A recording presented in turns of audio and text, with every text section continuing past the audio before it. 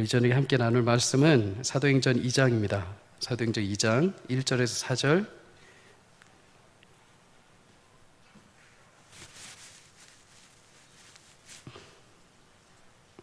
4절, 한 절씩 읽겠습니다. 오순절 날이 이미 이름에 그들이 다 같이 한 곳에 모였더니 하늘부터 급하고 강한 바람 같은 소리가 있어 그들이 앉은 온 집에 가득하며 마치 불의 엿처럼 갈라지는 것들이 그들에게 보여 각 사람 위에 하나씩 임하였더니 그들이 다 성령의 충만함을 받고 성령이 말하게 하심을 따라 다른 언어들로 말하기를 시작하니라. 아멘. 오늘 본문 말씀을 가지고 하늘의 약속이 임할 때까지라는 제목으로 은혜를 나누겠습니다. 역사는 BC와 AD로 나뉜다라는 말이 있죠. 말 그대로 BC는 Before Christ라고 해서 예수님이 태어나시기 전, 그리고 AD는 라틴어로 아노 도미나이에서 그리스도의 해라는 뜻입니다. 모든 역사는, 인류의 역사는 예수님이 태어나시기 그 중심을 해서 전과 후로 나뉘게 되는 거죠.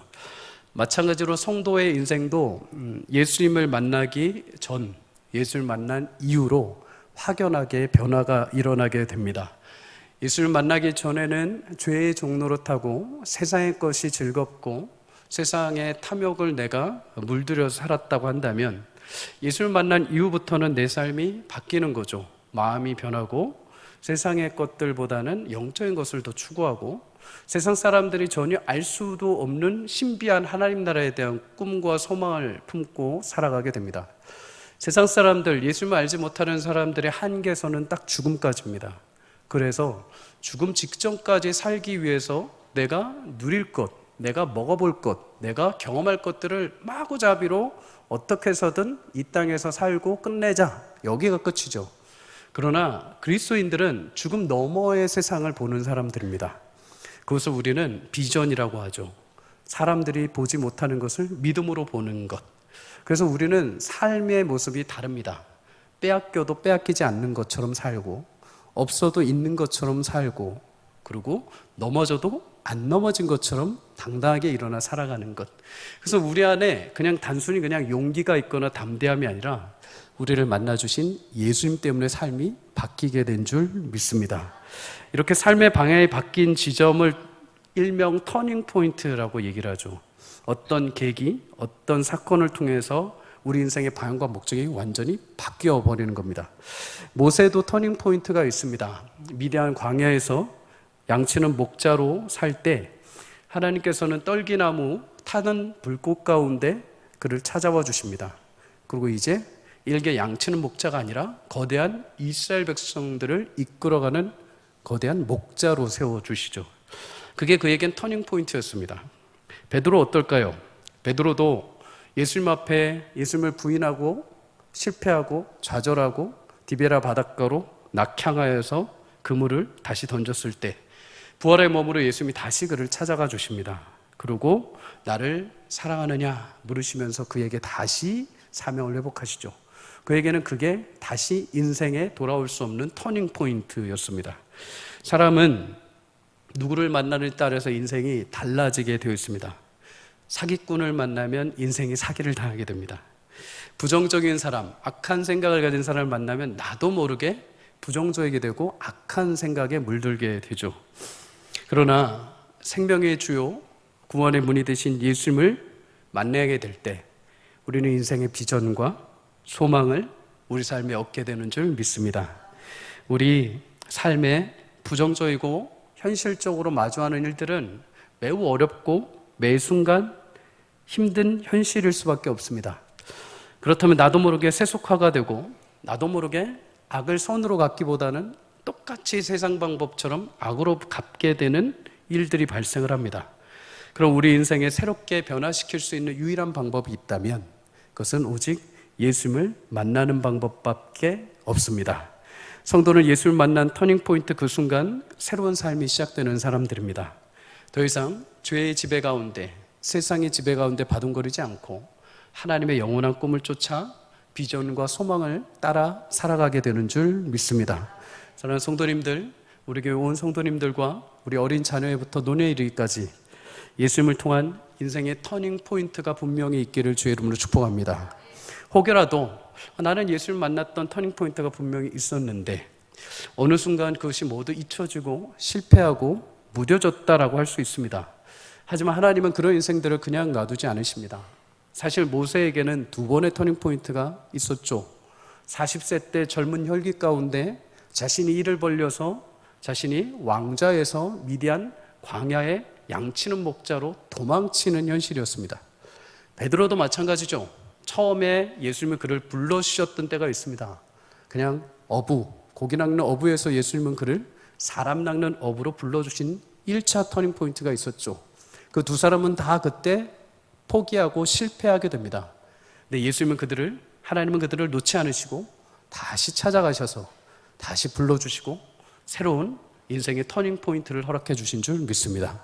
사랑하는 성도님들, 오늘도 우리는 때로는 무지한 모세처럼 그냥 내 혈기대로 하나님께서 주신 터닝 포인트의 인생을 날려버릴 수 있습니다. 베드로처럼 나를 부르셨지만은 그냥 예수님 모른다 하고 실패와 좌절 가운데 빠질 수 있습니다. 그러나 그럼에도 예수님은 끝까지 우리를 찾아오시고 다시 새로운 터닝 포인트를 주시고 우리를 온전하게 부르신 그대로 완성해 가시는 줄 믿습니다. 그러한 은혜를 따라 여러분 매일 새벽마다 예수님을 만나고 기도하면서 새로운 터닝 포인트가 있기를 주의 이름으로 축복합니다. 매주 금요일마다 예배 나오실 때마다 기도에 나오실 때마다 무너졌던 내 인생 한 주간의 삶에 있어서 실패했던 모든 것들이 있다면 주님 오늘 기도할 때 나를 다시 살려주십시오, 나를 다시 이렇게 세워주십시오 라는 터닝 포인트가 우리 금요기도회 가운데 있기를 축복합니다. 예배 가운데 매주 예배 가운데 여러분 나오실 때마다 하나님께서 만져주시는 자리입니다. 하나님께서 여러분들을 새롭게 세우시는 자리입니다. 매주마다 우리 인생에 새로운 터닝 포인트가 일어날 수 있기를 주의 이름으로 간절히 축복합니다. 그런데 예수님을 통해서 새로운 터닝 포인트를 맞이한 성도들, 그것으로 그냥 끝나지 않습니다. 하나의 어떤 기념, 하나의 어떤 사건으로 끝나지 않죠. 에베소서 1장에 보면 인생의 구원은 삼위 하나님의 온전한 사역으로 완성되는 것을 설명하고 있습니다. 성부 하나님은 우리를 죄 가운데 두지 않으시고 구원하시기로 계획을 세우십니다. 그리고 그 계획을 예수님께서 아버지 하나님의 뜻에 따라 기뻐함으로 그것을 짊어지시고 그 뜻을 이루어내십니다. 그리고 예수님이 이루신 그 구원이 내 것이 되도록 우리가 함께 누릴 수 있도록 이제 성령께서 적용하시고 역사하시는 것이죠. 그래서 성도에게 주신 구원의 포인트, 터닝 포인트는 하나님이 계획하시고 그 계획을 이루시는 예수님을 믿고 예수를 믿는 모든 자들에게 성령께서 은혜를 부어주심으로 그것이 새롭게 시작이 됩니다. 그래서 사도행전 오늘 2장에 우리가 읽었던 오순절 성령 강림 사건은 그냥 하나의 어떤 현상적인 것이 아니라 하나님의 자녀들에게 이제 새로운 출발이 시작되었다라는 하나의 어떤 근거가 되는 말씀이 되는 것이죠. 오늘 말씀을 통해서 성령께서 우리 가운데 임하신 것, 그리고 그로 인해서 우리 가운데 주신 은혜가 무엇인지를 확인하고 오늘 이 기도회 가운데 임할 수 있기를 주의 이름으로 축복합니다. 먼저 본문을 나누기 전에 먼저 두 가지를 이해하면 오늘 본문의 유익이 될 것 같습니다. 첫 번째는 오순절 성령 강림은 성령의 새로운 시작을 알리는 하나의 대표적인 사건입니다. 대표적인 사건, 이것을 다른 말로 단회적인 사건으로 이해하셔도 될 것 같습니다. 예수님의 십자가 부활은 인류를 구원하시기 위한 하나님의 계획으로 한 번 있었던 사건입니다. 예수님이 다시 죽으실 필요 없죠. 다시 부활하실 필요도 없습니다. 한 번 그냥 단번에 그 사건을 예수님이 이루어내십니다. 그리고 그 사건을 이제 믿는 모든 자들에게 하나님이 자녀가 되는 권세를 주셨습니다. 마찬가지로 오순절 성령 강림 사건도 예수님을 믿는 자들에게 약속하신 대로 성령이 임하시고 이제 새로운 하나님의 자녀로서의 삶이 시작되었음을 공포하는 하나의 시작점, 하나의 어떤 표징과 같은 사건으로 사도행전에 넣어주신 것이죠. 그렇다면 오순절 성령 강림과 같은 그런 놀라운 특별한 성령의 임하심은 다시 일어나지 않는가? 그것을 묻기 전에 먼저 성령 세례와 성령 충만이라는 단어가 뭔지를 이해하면 더 유익합니다. 물론 깊이 들어가면 굉장히 내용이 다양합니다. 그런데 단순하게 오늘 한번 잠시 얘기를 하자면 성령 세례는 예수님을 믿고 예수님의 자녀가 되음으로 인하여 하나님이 그의 안에 성령을 불어 넣어주시는 것입니다. 구원받은 성도에게 성령이 함께 하시는 줄 믿습니다. 성령 세례는 그래서 신자로 하여금 이제 시작되는 사람들에게, 예수님을 믿고 시작되는 사람들에게 하나님이 약속하신 대로 예수님이 승천하시고 나서 대신 보혜사로 보내신 성령이 그 안에 임하시는 거죠. 그렇다면 성령 충만은 무엇인가? 성령 충만은 구원받은 성도의 삶과 연결되어 있습니다. 성령 세례를 통해서 이제 신자는 어린아이와 같은 신자의 삶이 시작이 됩니다. 그걸로 다 큰 게 아니죠. 이제 예수님을 믿고 하나님의 자녀 시작이 된 것입니다. 그리고 이제 장성한 분량에 이르기까지 하나님은 성령을 통해서 계속 우리 안에 역사하십니다. 은사를 주시기도 하고 어떤 큰 사건을 만나게 하시기도 하고 성령을 통해서 성품의 변화를 일으키시기도 하고 때로는 강권적으로 부딪히면서 끌어가시기도 하고 내가 원치 않지만 성령께서 확 임하셔서 나는 저 사람을 용서할 수 없지만 미안하다고 얘기할 정도까지 뱉어내게 만드시는 일들, 이 모든 것들이 성령께서 나를 자라가게 하시기 위한 과정으로 성령 충만하게 임하시는 거죠. 마틴 로이드 존스 목사님은 성령 세례와 성령 충만을 조금 쉽게 이렇게 비유를 했습니다. 성령 세례는 남녀가 결혼식을 하는 것과 같고 성령 충만은 결혼 후에 두 사람이 함께 살아가는 것과 같다. 어느 정도 저도 동의를 합니다. 남녀가 한 번 만나서 연애를 하고 결혼식을 올릴 때 어떻습니까? 기분이? 천국 같죠? 저만 천국 같은 걸로? 꿈을 꾸었습니다. 결혼 이후에 생각하지 마시고 그 날만 생각해 보십시오. 꿈만 같죠? 천상에 온 것 같죠? 그날은 인생에 딱 한 번만 있으면 됩니다. 결혼을 1년 있다 또 할 필요 없습니다. 6개월 있다 또 할 필요 없죠. 결혼식을 그렇게 할 필요 없습니다. 딱 한 번, 인생에 한 번입니다. 성령께서도 구원받은 신자에게 딱 한 번 처음에 임하시면 그 뒤로 영원까지 함께 가시죠. 그러면 부부생활은 어떨까요? 결혼하고 나서 부부생활은 현실이죠. 이제부터 피바다가 시작이 됩니다. 그렇죠? 이제부터는 그냥 사랑만으로 살지 않습니다. 현실적인 부부들, 자녀들을 양육하는 부분에 있어서 여러 가지 갈등과 여러 가지 부딪힘이 시작이 됩니다. 부딪히고 깨지고 섬기고 용서하고 사랑하고 배려하면서 부부는 자라게 됩니다. 하나님께서 하나로 부르신 그 연합을 아름답게 완성해가고 무르익어 가는 거죠. 성령 충만도 성령이 우리와 함께 하시면서 연합하고 우리와 함께 자라가게 하십니다. 내 고집대로 하려다가 회개하게 하시기도 하고 성령의 뜻을 거역해서 비참하게 하시기도 해보고 또 성령의 뜻을 따라 억지로 순종했을 때 하나님이 주시는 은혜를 경험하게 하면서 하나님의 사람으로 자라가게 합니다.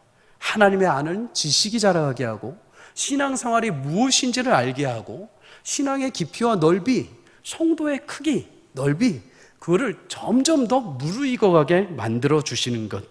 그래서 성령 충만은 우리 성도에게 성화와 관련되어 있습니다.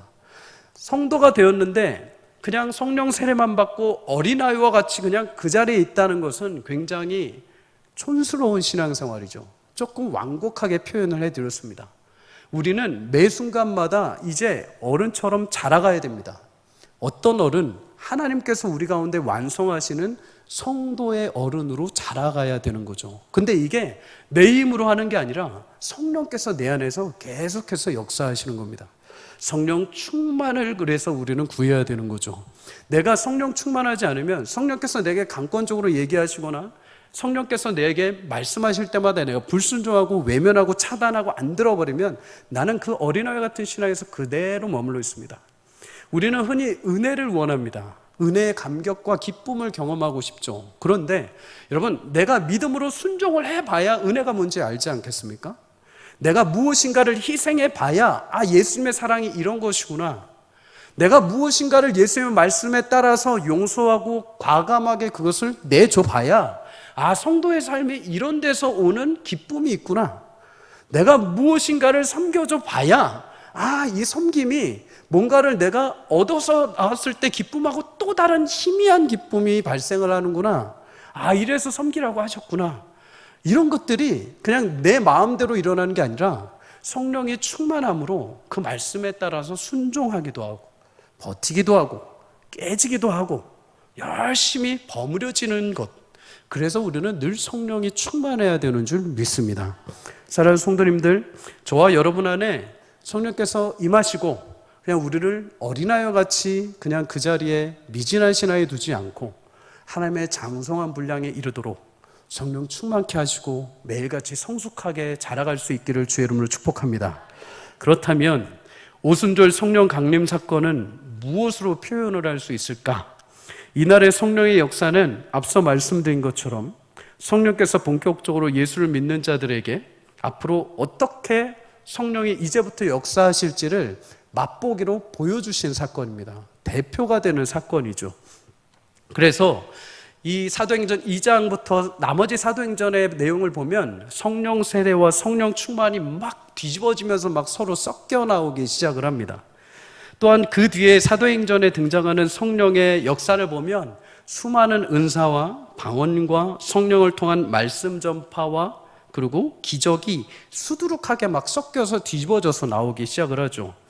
오순절 성령 강림 사건을 시작으로 이제 예수 믿는 신자들에게 앞으로 하나님께서 성령을 통해서 어떻게 일하실지를 마구잡이로 백화점처럼 맛보기로 쫙 펼쳐 보여주신 겁니다. 물론 어떤 곳, 어떤 교회, 어떤 성도는 오순절 성령 강림 현상과 같은 역사가 일어나기도 합니다. 반면 어떤 교회, 어떤 성도는 그런 역사가 없습니다. 그러면 무엇이 옳고 그럴까요? 사실 성령이 함께하지 않으신다고 해서 오순절 성령 강림과 같은 그 성령의 역사가 오늘 이 저녁에 일어나지 않는다 해서 낙심할 필요도 없습니다. 오순절 성령 강림과 같은 사건이 오늘 이 저녁에 막 불같이 일어난다 해서 우리가 교만할 필요도 없습니다. 어떤 사람은 이렇게 말을 합니다. 성령의 임하심을 방언의 어떤 기준으로 삼습니다.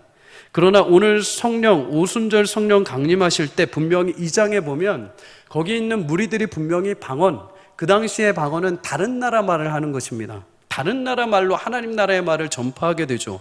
그런데 그 뒤에 3,000명, 5,000명이 베드로의 설교를 듣고 회개하고 회심하고 성령의 인치심, 세례를 받았는데도 불구하고 그들은 방언 받았다는 얘기가 나오지 않습니다. 사도 바울도 다메섹 도상에서 예수님을 인격적으로 만나게 되는데 그 뒤에 사도 바울이 성령 충만한데 방언 받았다는 얘기가 나오지 않습니다. 방언을 누군가는 주실 수 있고 누군가는 안 주실 수 있습니다. 그렇게 성령의 기준을 우리는 어떤 특별한 현상이나 오순절적인 일로만 판단할 필요는 없습니다. 특이한 기적과 현상은 성령의 역사의 한 일부분입니다. 오늘 오순절 성령 강림과 같은 사건은 성령의 거대한 역사 가운데 한 일부에 불과한 것이죠. 성령의 역사는 다양합니다. 엄청 다양합니다. 그 중에 하나 대표적인 거를 오늘 사도행전 2장에서 하나님은 맛보기로 보여주신 겁니다. 저에게도 두 가지 성령의 역사와 은혜를 경험했던 적이 있습니다. 흔히 방언이라고 하죠. 대학교 1학년 때 홍콩으로 단기 선교를 갔을 때 산상기도로 올라가서 기도원에서 막 기도를 그 홍콩 땅에서 받아온 방언입니다. 한국 땅 아닙니다. 막 기도를 하는데 막 이제 방언이 나오기 시작을 하죠. 처음에는 놀라서 막 어쩔 줄 몰라 하다가 이제 제어가 되기 시작을 합니다. 그런데 방언 받았다고 해서 제가 막 확 돌변했을까요? 아니요. 이제 단기 선교 끝나고 마지막 날 무슨 쇼핑을 하지? 어떻게 해야 되지? 어디 여행을 가지? 심지어 저에게 어떤 마음까지 든 줄 아십니까? 저랑 동년배인, 저보다 제가 재수를 했기 때문에 저랑 학번은 높지만 저랑 동년배인 자매가 같이 갔습니다. 근데 그 자매가 저한테 18불인가? 20불인가를 빌려달라는 겁니다. 왜요? 그랬더니 자기가 뭐 가다 사야 되겠다는 겁니다. 저거 이쁜 거 있다고. 근데 그때 제가 되게 고지식했거든요.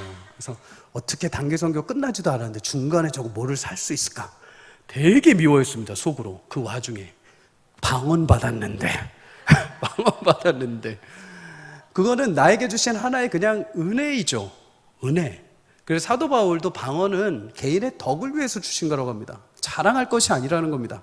내 믿음의 연약함, 나의 연소함을 하나님께서 은혜를 베풀어 주시기 위해서 주신 거지, 이게 구원에 어떤 결정적인 영향을 미치는 게 아니라는 겁니다. 주실 수도 있고 안 주실 수도 있다는 겁니다. 또 하나, 예전에 저는 장로교단에서 자랐기 때문에 막 성령의 역사를 막 이렇게 쏘시는 분들을 보면 되게 혐오했습니다. 막 장풍 쏘시잖아요. 막 와 하고. 한 번은 너무 궁금해가지고 청년 때 한번 그런 집회를 가본 적이 있습니다. 자꾸만 막 이렇게 외국에서 오신 분인데 막 성령의 역사로 막 한다. 저는 그거는 인정합니다. 열심히 기도했을 때 하나님께서 치유해 주시는 것. 제 무릎이 난 적이 있었거든요. 열심히 성령 붙들고 기도해라 그래서 무릎이 왼쪽 젊었을 때인데 관절이 안 좋았는데 대고 기도하는데 정말 뜨거운 느낌이 나면서 지금까지 안 아픕니다. 그거는 한번 경험해 본 적이 있습니다. 그런데 집회를 갔는데 어떤 앞에서 흑인이신 목사님이 막 이제 장풍을 쏘십니다. 파이어 막 쏘기 시작합니다. 성령을 막 쏩니다. 근데 제가 그때 신대원 가기 직전이었습니다. 그리고 옆에는 장신대를 준비하시는 한 청년이 왔습니다. 우연찮게 같이 앉았죠. 막 저기서 쏩니다. 막 앞에서부터 막 넘어집니다. 옆 사람 손을 잡고 일어나랍니다. 그래서 우리 두 사람 잡고 이렇게 손을 들었습니다. 어디서 왔어요? 네, 청년이세요? 아, 장신대 준비. 저는 총신대 준비해요. 어떻게 넘어질까요? 막 이러다가 있는데 정말 이 앞에 딱 왔습니다. 정말 넘어질까? 근데 확 하는데 넘어졌습니다. 네. 안간힘을 쓰고 안 넘어지려고 그랬는데 확 꼬꾸라졌습니다. 근데 꼬꾸라지면서 제게 든 생각은 무엇인지 아십니까? 우와, 주님 살아계신다. 우와, 내 믿음이 더 뜨거워졌다가 아니라 이게 뭐지? 끝입니다. 넘어졌네? 아, 신기하네? 이럴 것입니다. 이건 무슨 말인지 아시겠습니까? 성령의 어떤 기적과 현상과 체험들, 그 모든 것들은 하나님께서 분명히 부여하신 은혜이고 선물입니다. 근데 그 은혜들이 누군가한테는 신앙의 힘이 됩니다. 정말 나는 사방팔방 예수 믿겨지지도 않고, 나는 지금 이 순간 이 지체는, 이 성도는 방언이라도 줘야 믿게 하실 수 있는 정도, 이 성도는 지금 장풍이라도 쏴서 눈에 보이는 현실적인 부분을 보게 해서라도 믿게 해야 되는 사람이라면 하나님께서 그걸 부여해 주십니다. 그런데 없다고 해서, 그런 일이 내 주변에 일어나지 않는다고 해서 내내 성령이 안 계신 것이 아닙니다. 그런 증표를 가지고 있다 해서 우월할 필요도 없습니다. 저 사람은 성령 받았는데, 저 사람은 방언하는데 나는 왜 안 주십니까? 원망하실 필요도 없습니다. 성경이 명확하게 성령이 임하심으로 인해서 우리에게 주신 표징이 분명하게 한 가지 있습니다. 그것이 무엇이냐? 로마서 8장 15절입니다. 우리 성도님 다 함께 읽겠습니다. 시작. 너희는 양자의 영을 받았으므로 우리가 아빠, 아버지라고 부르짖는지라. 아멘. 성령의 내주하심 가운데 가장 명확한 증거, 성경이 명확하게 공통적으로 말하고 있는 유일한 딱 하나가 있다면, 너희가 성령을 받았냐? 그러면 그 성령을 통해서 너희는 하나님을 아버지라고 부르게 될 것이다. 사랑하는 성도님들, 여러분들은 하나님이 나의 아버지요, 나의 영원한 구세주이심을 믿습니까? 그렇다면 여러분 안에 성령께서 내주하고 계시는 겁니다. 그렇다면 내가 방언을 못해도, 내가 어떤 불길 같은 놀라운 역사를 경험하지 못했다 하더라도 내 안에 성령께서 나와 지금 함께 하고 계시는 줄 믿으시길 주 이름으로 축복합니다. 그러니 여러분, 누군가가 여러분한테 성령 받았습니까? 그러면 뼈쭌하지 마시고, 받았습니다. 나는 하나님을 내 아버지라고 고백하고 믿습니다. 그분이 나를 위해서 예수님을, 독생자를 십자가에 죽이시고 부활하시고 나와 함께 성령으로 연합하셔서 그 죽음이 나의 죽음이요 그의 부활이 나의 부활이 되게 하셨음을 믿습니다. 담대하게 선포하십시오. 그리고 성령이 늘 나와 함께 하심을 확신하고 여러분 믿음으로 여러분에게 주신 길을 걸어가기를 주의 이름으로 축복합니다. 둘째로, 오순절 성령 강림은 교회가 연합하는 새로운 시작이 됩니다. 구약에서 성령은 함께 분명히 존재하셨습니다. 역사하셨죠. 근데 구약에서의 성령은 특별한 사역이 있을 때만 사람들에게 임하셨습니다. 특별히 사도, 특별히 어떤 제사장들, 어떤 특별한 위임을 받은 사람들에게만 성령이 충만하게 임하셨죠. 언제라도 그 사명이 끝나거나 그 사람이 잘못될 경우에 성령의 영이 떠나가시기도 했습니다. 그래서 다윗은 시편 51편 11절에 죄악 가운데 회개하면서 하나님께 간구하기를 성령을 내게서 거두지 말아달라고 말합니다. 밧세바를 범한 그 죄악 때문에 하나님 나를 떠나지 마십시오 라고 간구하는 것을 보게 되죠. 그래서 구약에서는 성령이 임하셨다가 거두셨다가 또는 이끄셨다가 때로는 그들을 멸망시키시기도 합니다. 그러나 이제 오순절 성령 강림을 통해서 성령은 내 안에 내주하시는 분이 됩니다. 그냥 오셨다 가시는 분이 아니라 한 번 오시면 영원히 우리 안에 함께 거하시고 설득하시고 인도하시고 구원의 효력이 완성될 때까지 우리를 견인해 가시는 분인 줄 믿습니다. 그 중요한 특징 중 하나는 바로 연합이죠. 이제 성령을 통해서 우리는 그리스도와 연합하게 됩니다. 나 혼자만이 아니라 예수를 믿는 모든 신자들이 다 공통적으로 성령 안에서 하나님과 예수님과 우리가 연합하게 됩니다. 그래서 성령으로 그리스도와 연합된 교회의 목적, 연합된 공동체의 목적은 딱 하나입니다. 부활하신 예수의 증인이 되는 것이죠. 성령의 역사는 신비한 일이 일어나거나 남들에게 자랑거리의 어떤 희미한 독특한 역사가 저 교회에 있대라고 하는 것이 아니라 성령을 받는 모든 성도가 구원의 완성에 이르기까지 담대하게 성령과 함께 동행하며 구원받은 신자들이 유일한 목적은 담대하게 복음을 전하고 하나님 나라를 세워가는 특징이 있는 줄 믿습니다. 고린도전서 3장 16절입니다. 함께 읽습니다.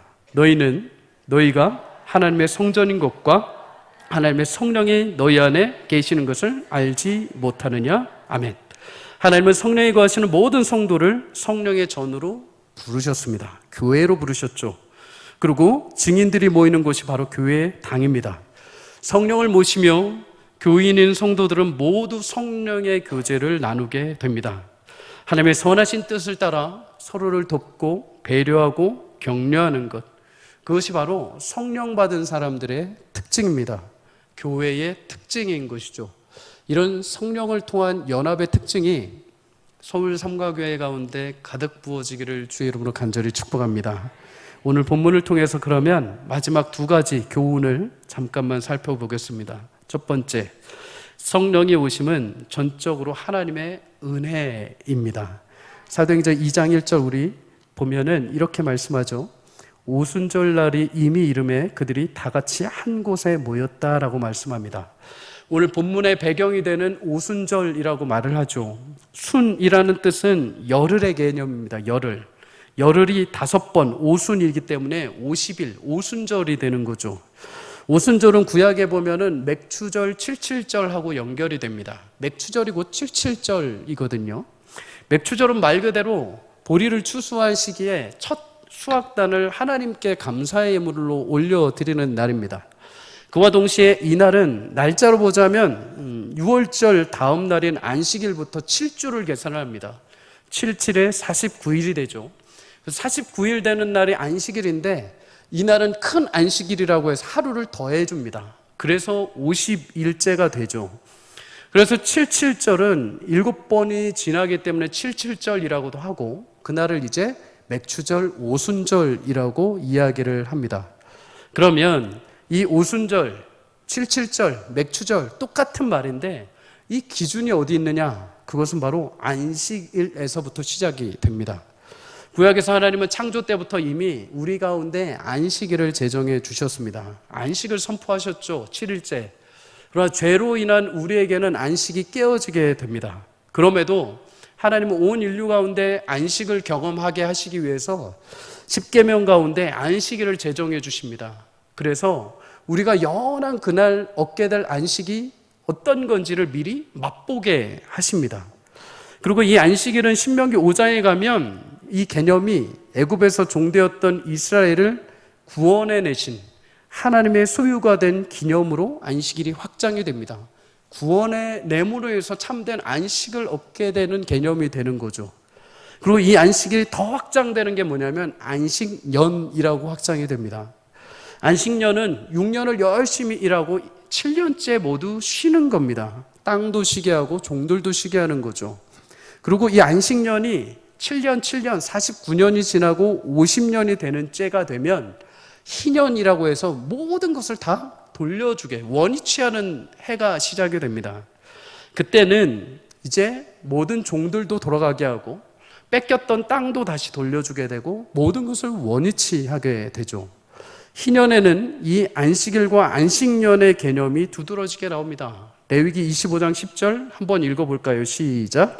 너희는 50년째 해를 거룩하게 하여 그 땅에 있는 모든 주민을 위하여 자유를 공포하라. 이 해는 너희에게 희년이니 너희는 각각 자기의 소유지로 돌아가며 각각 자기의 가족에게로 돌아갈지며. 아멘. 희년에는 종으로 살고 있을 때 내가 아무리 극진한 종의 현실에 있다 할지라도 자유인이 됩니다. 빚을 져서 내가 가지고 있던 땅을 잃어버렸다 하더라도 희년에는 그 땅을 내가 돌려받게 되죠. 모든 것이 원래대로 다시 돌아가게 됩니다. 자유를 얻게 되고 회복을 얻게 되죠. 기업을 잃었던 자, 소망이 없던 자가 처음에 받았던 그 영원한 기업을 다시 회복하게 되는 날. 이것은 사람에게 조건과 대가가 있지 않고 철저하게 하나님의 조건 없는 사랑이고 은혜이죠. 불쌍히 여겨주시는 겁니다. 이 의미가 안식일, 안식년, 희년에 모두 포함이 되어 있습니다. 그렇게 하나님은 안식년, 희년을 절기를 통해서 죄로 인해서 무너졌던 우리 인생을 어떻게 구원하실지, 너희가 나중에 얻게 될 참된 안식이 무엇인지 어떻게 회복할지를 미리 절기를 통해서 맛보게 하십니다. 그리고 마침내 그 모든 회복과 진정한 자유, 진정으로 이제 예수님을 믿고 얻게 되는 자유가 이제 어느 날부터 시작이 되느냐? 예수를 믿는 모든 자들에게 성령이 임하기 시작한 오순절부터 이제 그 의미와 역사가 시작이 되게 됩니다. 오순절, 그날의 사건을 통해서 이제 죄로 인해서 하나님과 분리되어 있던 우리가 하나님의 거룩한 자녀로 이제 죄의 종의 노예가 아니라 성령의 인도하심을 받는 고귀한 존재로 이제는 진짜 하나님이신 안식과 성령 안에서 받을 수 있는 기쁨과 위로를 오순절, 과거의 칠칠절, 과거의 맥주절, 그 모든 그 절기와 연합하여 이제 새로운 시작이 그날 이루어지기 시작된 것입니다. 사랑하는 성도님들, 하나님은 우리 쪽에서 내세울 만한 조건이 없지만 긍휼과 자비와 은혜로 오순절 그날 약속하신 대로 모든 자녀들에게 성령께서 임하시는 역사와 은혜를 보여주신 줄 믿습니다. 이제 성령을 통해 그분 안에 우리가 함께 거하고 그분이 내 안에 함께 거하시며 우리는 영원히 그와 동행하며 하나님께서 인도하신 그 영광의 완성까지 걷게 되어 있습니다. 그러기에 우리는 성령을 대할 때마다 자꾸 어떠한 신비한 능력만을 생각할 필요가 없습니다. 예를 들면 누구는 방언을 한대, 누구는 은사가 있다네 하면서 스스로를 하대할 필요도 없습니다. 그러한 것을 볼 때마다 우리는 뭐를 깨달아야 될까요? 막 저 옆교회에서 장풍을 쏩니다. 와, 막 치료되고 역사가 일어나는데 와, 용하대, 우리도 한번 가볼까? 이럴 필요 없다니까요. 저건 당연한 거죠. 왜요? 하나님이 약속하셨기 때문이죠. 하나님께서 누군가 막 방언을 합니다. 아우 시끄러워, 아우 저 사람한테 왜 방언 주고 나한테 안 주셨지? 이렇게 생각하실 필요가 없다니까요.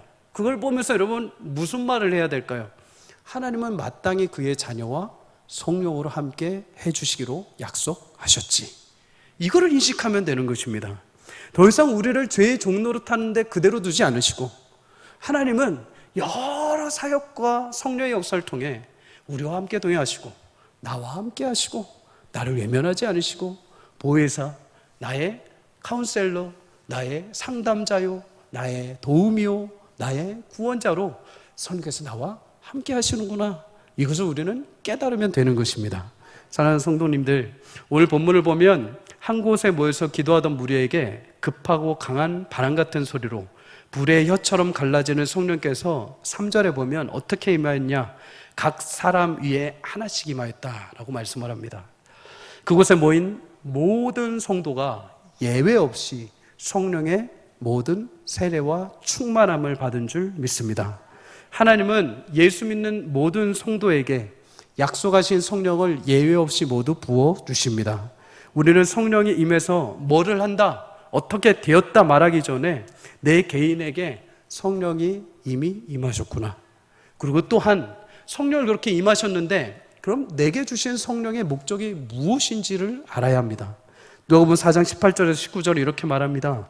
주의 성령이 내게 임하셨으니 이는 가난한 자에게 복음을 전하게 하시고 내게 기름을 부으사 나를 보내사 포로된 자에게 자유를, 눈먼 자에게 다시 보게 함을 전파하여 눌린 자를 자유롭게 하고 주의 은혜를 전파하게 하려 하심이라 하였더라. 아멘. 성도님들, 예수 십자가로 임하신 성령은 자랑거리도 아니요, 남들에 비해 내 신앙이 좀 더 우월하다는 표식도 결코 아닙니다.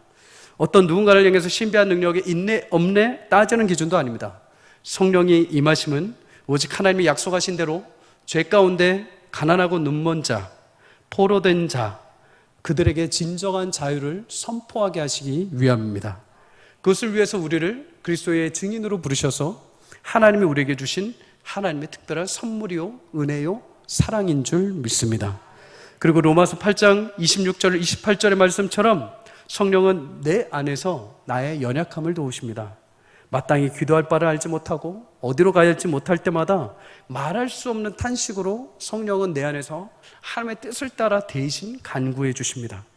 부르심을 입은 모든 성도로 하여금 하나님의 뜻을 통해서 모든 것이 성취되고 합력하여 선을 이루도록 성령께서 내 안에서 역사하십니다. 이를 위해서 성령은 낙심한 자를 일으켜 세워주십니다. 지혜 없는 자에게 지혜를 베풀어 주십니다. 끝까지 성도로서 구원받은 성도의 완성을 위해서 끝까지 포기하지 않고 우리를 이끌어 가십니다. 사랑하는 성도님들, 이런 성령의 내주 동행하심, 역사하심이 저와 여러분 가운데 있음을 확신할 수 있기를 주의 이름으로 축복합니다. 성령과 매일 동행할 수 있기를 주의 이름으로 축복합니다. 물론 담임 목사로서 개인적으로 교회에서 성령의 역사와 은사와 사역들이 많으면 좋겠죠. 아, 목사님 저기 누가 기도했는데 났대요. 어떤 구역에서 막 했는데 막 성령의 불길이 임했대요. 그러면 좋죠. 얼마나 행복하겠습니까? 그런데 그것보다도 그 성령의 내주하심을 통해 우리가 성령과 함께 동행하며 변화되고 성숙하고 완전한 성화를 이루어가는 모습이 우리 가운데 있기를 더 사모하고 축복합니다. 아무리 화려한 기적이 일어나고 아무리 성령의 놀라운 역사가 일어나도 사람 하나가 변화되지 않는다면 그것은 아무 의미가 없습니다. 개인적으로 사람이 변화되는 것, 진정한 성령의 역사밖에 없습니다. 여기서 아무리 설득하고 여러분, 아무리 논리적으로 설교를 해도 사람 변화되지 않습니다. 사람이 변화되는 것은 말씀 가운데 역사하시는 성령의 역사인 줄 믿습니다.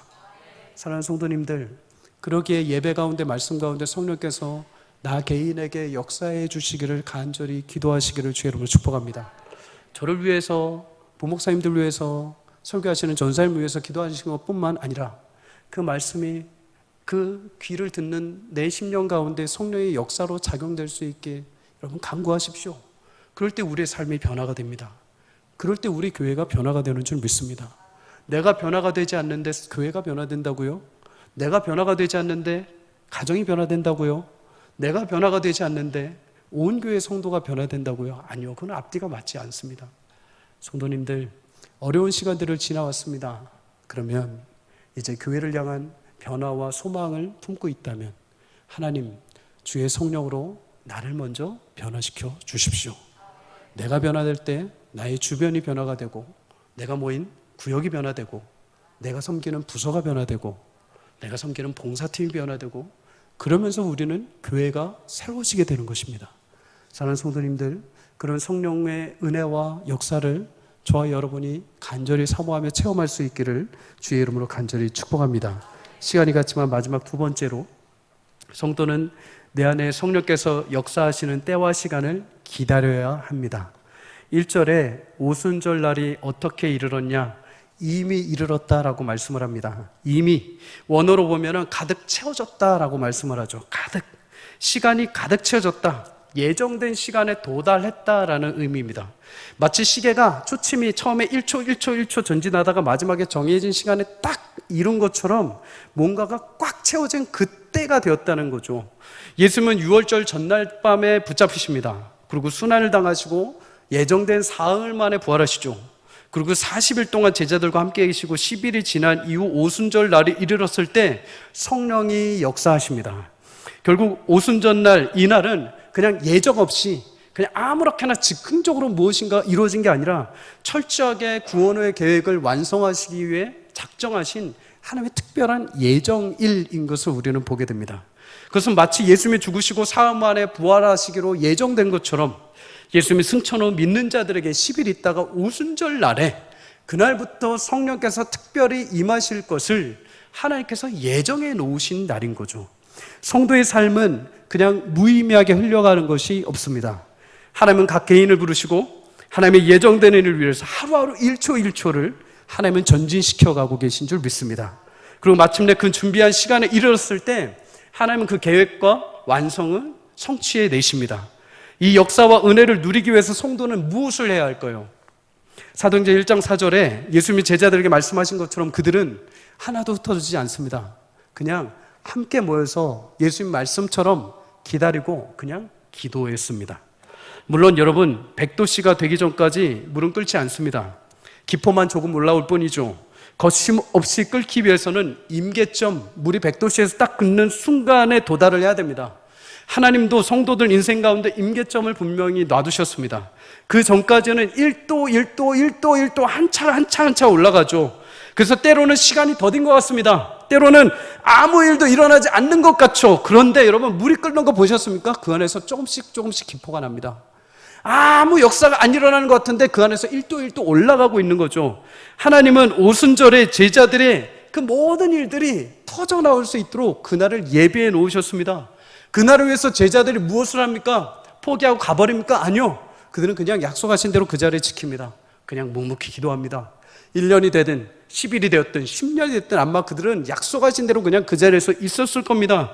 그리고 마침내 그들은 그 충만한 하나님의 약속의 날, 하나님께서 예배하신 성령의 역사와 은혜를 경험하게 된 줄 믿습니다. 시편 102편 13절입니다. 우리 마지막으로 다 함께 읽습니다. 시작. 주께서 일어나사 시온을 긍휼히 여기시리니 지금은 그에게 은혜를 베푸실 때라. 정한 기한이 다가옴이니이다. 아멘. 하나님은 그의 백성의 인생에 정하신 때가 있습니다. 심으실 때가 있고 물을 주실 때가 있고 새싹이 날 때가 있고 모진 풍파를 경험하게 하실 때가 있습니다. 뜨거운 태양빛에 마르게 하실 때가 있습니다. 그 모든 정한 때를 하나님 주셨죠. 그리고 그 때를 지나서 하나님이 정하신 그 기한이 차게 될 때 하나님 마침내 성도의 삶 가운데 성령의 역사와 열매를 맺게 하실 줄 믿습니다. 사랑하는 성도님들, 어떤 이에게는 아직 이 정한 기한이 다가오지 않았을 수 있습니다. 아직도 임계점이 차지 않아서 한 걸음 한 걸음 걸어가기 너무나 어려울 수 있습니다. 그러나 그들이 그날이 임하지 않았다 해서 너무 낙심하거나 포기하지 마십시오. 하나님은 각 개인과 성도 삶에 정하신 그 약속의 날, 차고 넘치게 하시는 그날, 반드시 약속하신 대로 하나님의 뜻을 이루시고 열매 맺게 하실 줄 믿습니다. 누구와는 광야의 백성들처럼 조금 버티다 돌아가려고 합니다. 애국으로 가려고 합니다. 시선을 돌립니다. 무섭다고 안 가려고 합니다. 그러나 그때마다 성도님들, 내 안에 계신 성령을 의지하고 담대하게 한 걸음씩 나아가십시오. 한도씩 나아가십시오. 한 걸음씩 여러분 포기하지 말고 가십시오. 하나님이 정하신 그때 성령께서 약속하신 대로 임하신 것처럼 여러분과 제 삶에 반드시 그날에 영광스러운 열매를 맺게 하실 줄 믿습니다. 그 일을 위해서, 그날을 위해서 우리는 무엇을 해야 될까요? 함께 모여서 기도하는 것이죠. 우리는 그냥 주구장창 의미 없이 기도하는 것이 아닙니다. 하나님의 약속을 바라보면서 기도하는 것이죠. 내 부족한 기도, 나의 연약한 기도를 할지라도 성령께서 내 안에 말할 수 없는 탄식으로 매주마다 금요일마다 기도할 때마다 하나님의 뜻을 위해서 기도하게 하시는 것이죠. 하나님께서 그 일을 이루어내실 것입니다. 그날에 그 정한 때가 될 때 그 귀하신 영광의 기쁨과 은혜를 여러분과 저에게 허락해 주실 줄 믿습니다. 여러분, 오늘 저녁이 그런 기도의 밤이 되기를 주의 이름으로 축복합니다. 의미 없이 목적 없이 기도하는 것이 아닙니다. 하나님의 약속을 붙잡고 기도하는 겁니다. 반드시 우리에게 정한 그때 약속하신 대로 성령께서 오순절에 임하신 그 약속처럼 여러분 각 개인에게 부여하신 하나님의 오순절이 있을 겁니다. 그날의 역사와 은혜가 여러분 기도를 통해서 이루어지는 그날까지 함께 합심하여 기도하며 성령의 거룩한 열매를 맺는 저와 여러분이 되기를 주의 이름으로 간절히 축복합니다. 이 시간 함께 우리 찬양하고 기도하도록 하겠습니다.